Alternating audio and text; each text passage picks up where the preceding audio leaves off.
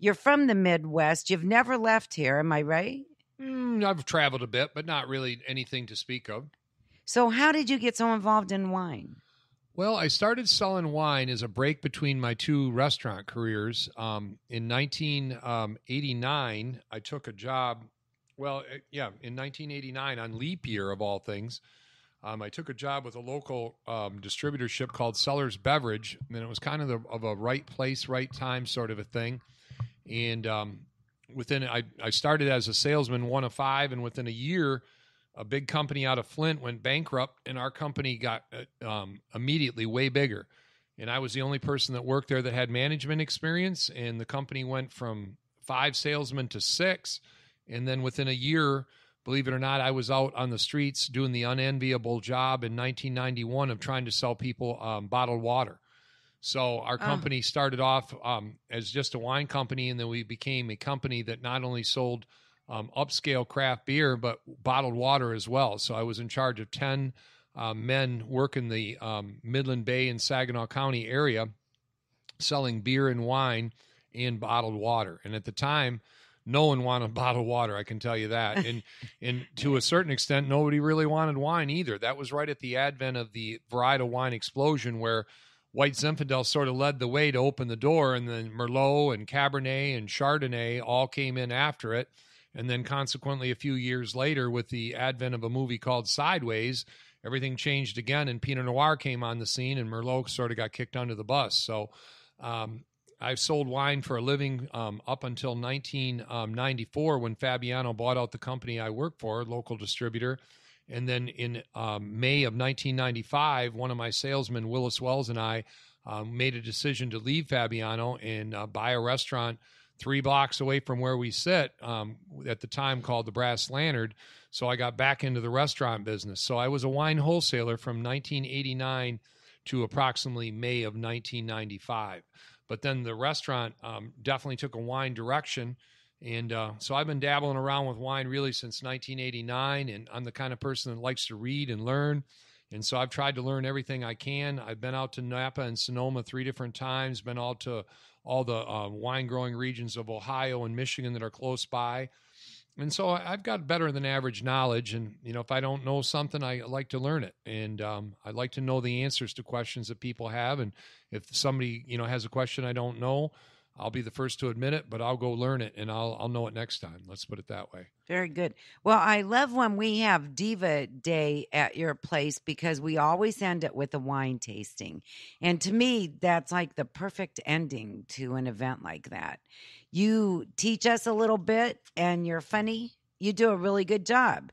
So you're like on stage when you do that kind of stuff. Yeah, kind of sort of like that. I've taught myself in the old restaurant, back to your fundraising question, how to be an auctioneer and how to stand up in front of people and basically be a professional beggar, for lack of a better way to put it. And so, yeah, but you got style. But the wine tasting thing, when we first started the restaurant in 2013, the first one I did to now, I think I've done somewhere around 160 of them. I keep a hash mark total in my office downstairs. A lot of them for charity and a lot of them for hire, and we do them for hire. Believe it or not, back to your fundraising question, the amount of wine tastings I've donated to charity, I say my wife and I, Peggy and I, we've raised now, I think the total is over $40,000 for local nonprofits and charities just by donating wine tastings. The one we donated last year to the Women's Center in a live auction with Rick Schmidt and myself, we raised that was fun. 17, who was behind me? $17,000 just as a result of that event That alone. was so fun. I couldn't believe how that bidding I just went. kind of developed a little way to have fun. And, the thing is about wine in general is that the United States has been number 1 in worldwide wine consumption for the last 3 years. Say that again? The United States, USA, has been number 1 in worldwide wine consumption for the last 3 years. And a lot of people really find that hard to believe, considering that wine has not been part of our culture for as long as countries like Spain and France and Italy and that type of a thing. And, the average person that drinks wine really doesn't know that much about it. Okay. So what I try to do in the wine tastings is to teach people a little bit about wine history, a little bit about tasting wine properly, have some fun with it, poke some fun at it, and then, get them to walk away with a little bit more confidence next time they either come to Vino or go somewhere else to drink something different, get outside their comfort level and enjoy it and have fun with it. So what's your favorite part about this business? Is it doing wine tastings? No, well, it's a little of everything. I mean, we're not, that's what makes Vino so unique. I'm a wine shop with over 1,000 retail items, and I do wine tastings, but we're also a full-service restaurant. So, like this weekend, I'm doing baby showers, I'm doing anniversary parties, I'm doing going-away parties, I'm doing retirement parties, I'm doing award dinners. So it's a little of everything. It's never boring. There's always something else going on. I got crazy groups like the Divas coming in once a month for, their little shindig. We do live jazz on Wednesday nights. We have acoustic guitar music on the weekends. We're a sports bar with this weekend with the big Michigan State game coming up. So there's never a dull moment in my business. No, that's very true. And it's you always feel welcome there. I like Vino a lot. It's one of my favorite local places. Yeah, so that's we're going to, because it's kind of like Norm, who comes in the bar. Yeah, Deb. And you know what I really love? I'm going to tell you, Greg, what I really love is the signs that you make us. I have those saved, like 2 years worth of signs. I think they're so fun. He makes these signs that say "Welcome Divas," and then he makes a little funny thing about it. Yeah, I love that. Thank you. I tell people you're supposed to wear those like name tags when you come in, and a lot of people do. They get a big kick out of them, and it's just one other way. Our restaurant is big, but it's like playing Tetris in reverse. And if you don't put people in the right place, it can cause for a lot of problems on a night with a lot of reservations. So. That's true. I have had some very nice waiters and waitresses, and I come good in there, staff. And I come in there and I'm so hungry, and I haven't eaten all day, and it's one of those days where I need something quick. Feed me, and I say those words to the waitress or the waiter. And it's delicious. And it is. And they always know the menu very well, too. So kudos to that. Because there's not a lot of places around here that have really good service. We try to. We've got a great staff. They work hard. You do. They're learning. They've all come a long way in terms of their wine knowledge. And, I just try to encourage them to talk about the things that they like the best. And 80% of the wine we sell comes out of 20% of what we stock, like most restaurants, whether it's food or alcohol. And they do a good job with it. They really make people feel comfortable with their choices and confident for whatever level of money you want to spend that you're going to get something good that you like. Great. Yeah. When we come back, we're going to be talking with Greg some more about this wine that he brought for us to taste this evening. And I'm telling you, I have a little buzz from one sip. So I'm liking it. So we'll be right back.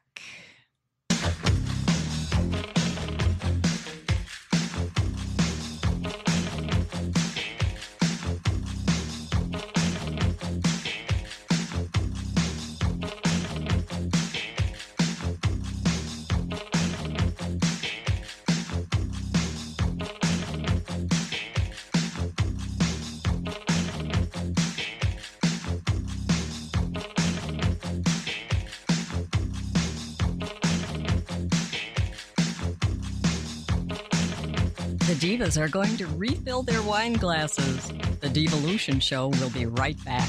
Are you a Christian looking to align your faith and finances? Then you'll want to check out Thrivent Financial. We're not your typical financial services provider. We're a not-for-profit, Fortune 500 organization that helps our nearly 2.4 million members to be wise with money. We provide guidance that reflects your values so you can protect what matters most. We help members live generously and strengthen the communities where they live, work, and worship. Learn more about the Thrivent story by contacting me, Andrea Jean, at 989-686-9620. Thinking about buying or selling a house? You should call Jean Ann DeShano. She's a realtor with RE/MAX Results. Her number is 989-233-8380. Jean Ann DeShano with the RE/MAX of Michigan. Bayo Botanicals is a modern artisan perfume and beauty essentials boutique. Each creation is handcrafted and all ingredients are sourced through local, sustainable, and fair trade partners. Our mission is to create natural, healthy, and sustainable beauty products for a fair price. Visit us online at BELLOABotanicals.com. That's BELLOABotanicals.com. Bayo Botanicals, all natural, all you. There's a lot of yard work that needs to be done right now. Be like me and call Forever Green Valley Nursery. They're located at 3518 Patterson Road, right here in Bay City. Their number is 989-686-4666 or 989-892-1040. They take care of ash trees, too. Call them today. Let LC Makeup Artistry help you believe in your own beauty. Professional makeup artist and medical esthetician. She's an award winner for her airbrush makeup, skincare treatments, and hair removal. Call Laura at 989-493-2607 or visit her online at lcmakeupartistry.com. New Beginnings Fair, Psychic Reading Center, Alternative and Holistic Health. Visit 1022 North Genesee Road, Burton, Michigan. Call 810-744-4077. Base Camp is Bay City's best choice in fitness. Visit us at 515 Adams Street in downtown Bay City. Look for the red awnings between the one-ways behind historic Larson Salvage. From there, maybe. So we're back. You know, I don't even have enough time anymore to put our intro and our exit to the ads on, but that's okay because the show goes too long when I do that. So Greg we actually opened a bottle of Alta Luna 2009 Pinot Noir from Italy. It's an Italian wine. I liked it. Thanks, Greg. You're welcome. That's one of the favorite wines of disconcerting wine snobs all over Bay County. They want something that drinks like 20, but they want to pay a lot less for it. Let's put it that way. And it's nice. It's very nice. Another great vino value. Yeah. And so, I always tell people if they don't know anything about wine, it's okay to come in and ask for you. And you ask them all about what their taste preference is.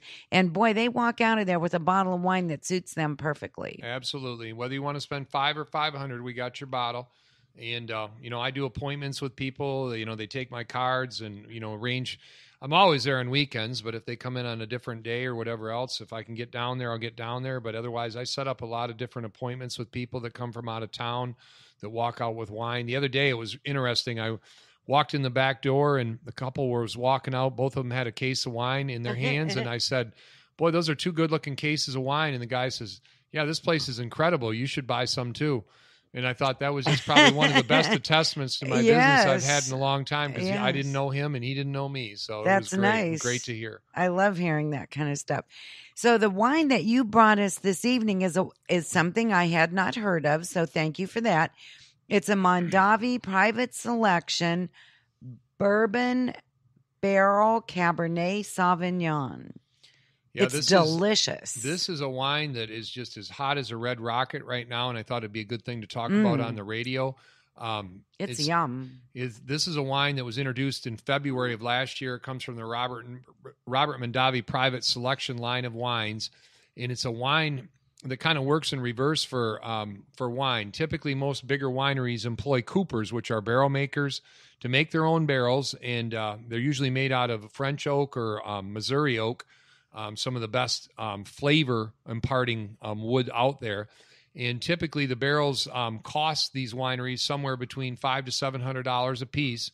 And they use them for somewhere in the vicinity of 4 to 7 vintages. And every vintage that the wine is used for, it imparts less and less flavor for however long it's used to age either white or red wine.